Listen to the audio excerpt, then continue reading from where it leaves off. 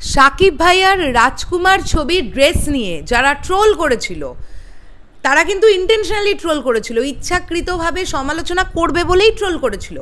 তাদের যোগ্য জবাব দিয়েছে অপু বিশ্বাস। আমি এখানে কোনো ব্যক্তিগত সম্পর্ক বলছি না, আমি এখানে যদি এভাবেও ভাবি যে তাকে তো বলা হয় ঢালিউড কুইন, এটা তো অবশ্যই মানবে, তারও কিন্তু একটা জায়গা আছে। হ্যাঁ, রিসেন্টলি তিনি এখন অভিনয় কম করছেন বা তিনি বিজনেসের দিকে ঢুকেছেন, সেটা আলাদা ব্যাপার, বাট একটা সময় কিন্তু আজও এমন প্রচুর মানুষ আছে যারা সাকিব অপু জুটি দেখতে পছন্দ করে।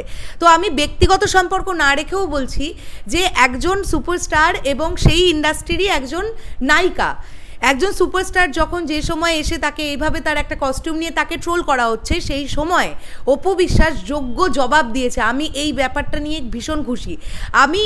আমি চাইছিলাম যে আরও ইন্ডাস্ট্রির আরও লোকজন কেউ প্রতিবাদ করুক, কিন্তু সেরকম প্রতিবাদ কিছু দেখতে পেলাম না। আসলে এটাই তো হয় না, যখন একটা মানুষ ওপরের দিকে ওঠে তখন বাকি মানুষেরা চায় তাকে কিভাবে টেনে নামাবে। এরকম মানুষ খুবই কম পাওয়া যায় যে তার সাথে কাঁধে কাঁধ মিলিয়ে তাকে সাহায্য করি ওপর দিকে ওঠার জন্য, এই মানুষটা খুব কম। আর এখন সাকিব ভাইয়ার যা পজিশন, তিনি তো ওপর দিকে উঠছেন না, তাই এখন অনেকেই চাইবে, এখন অনেকেই মজা নেবে যে তাকে নিয়ে ট্রোল হচ্ছে, ট্রোল হোক। আর ট্রোল তো কি সবসময় আমজনতা করছে? ট্রোল কি ভেতর থেকে কেউ করছে না? সবই কিন্তু বোঝা যায়। তো অপু বিশ্বাসের এই জবাবটা আমার খুব ভাল লেগেছে। আমি একটা আর্টিকেলে পড়লাম, গতকাল পড়ছিলাম বিষয়টা, আজকে তোমাদের সঙ্গে শেয়ার করি। উনি বলছেন যে যারা কমেন্ট লিখতে আসছে ফেসবুকের তলায় বা ইউটিউবের তলায়, যারা কমেন্ট লিখতে আসছে তাদের ওয়ার্ডের লিমিটেশন 190টা। 190টা শব্দ তারা ব্যবহার করতে পারবে, 190টা শব্দ তারা লিখতে পারবে।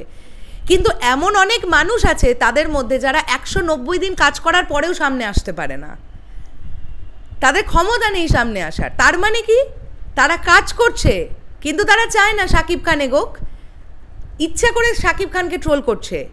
সোশ্যাল মিডিয়া প্ল্যাটফর্মে হয়তো কোনো না কোনো থ্রু দিয়ে তারাই লেখালেখি করাচ্ছে। এরপরে যারা হেটার্স বা সাকিব হেটার্স আছে, একজন সুপারস্টারের যেমন ফ্যানও থাকবে হেটার্সও থাকবে, এটা নিয়ে কোনো কথা নেই। তো হেটার্স যারা আছে তারা একটা সুযোগ পাচ্ছে, সুযোগ পেয়ে সেটাকে আরও উত্তরোত্তর বৃদ্ধি করাচ্ছে। কিন্তু আমি একটা জিনিসই বলতে চাই, সাকিবিয়ানদের পাওয়ারের কাছে সাকিব হেটার্সরা ধোপেও টিকতে পারে না। কোথায় কোটি কোটি ফ্যান ফলোয়িং, সেখানে কয়েক হাজার হেটার্স কি করবে? এটা খানিকটাই সেই যুদ্ধের মতো হয়ে গেল না? কোটি সৈন্য এক জায়গায় দাঁড়িয়ে আছে আর কয়েক হাজার সৈন্য পিড়পিড় করে পিঁপড়ের মতন এসে এরকম ধাই দুই মারামারি করে গুঁতো খেয়ে পালিয়ে গেল। এইটা হচ্ছে সাকিব ভাইয়ের হেটার্সদের অবস্থা এখন।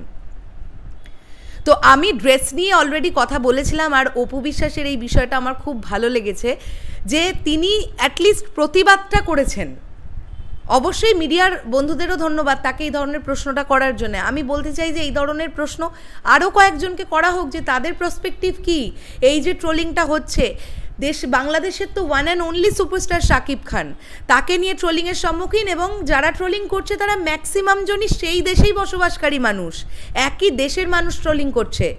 তাহলে ভিন্ন দেশ থেকে ট্রোলিং কেন আসবে না যদি তারা সুযোগ দিয়ে দেয়, তাই না?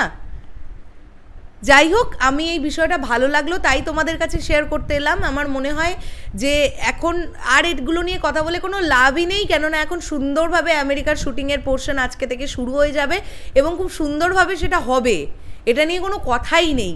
হিমেল আশরাফ কথা কম বলেন, কাজ বেশি করেন, এটা তিনি বুঝিয়েছেন, আবারও একবার বোঝাবেন।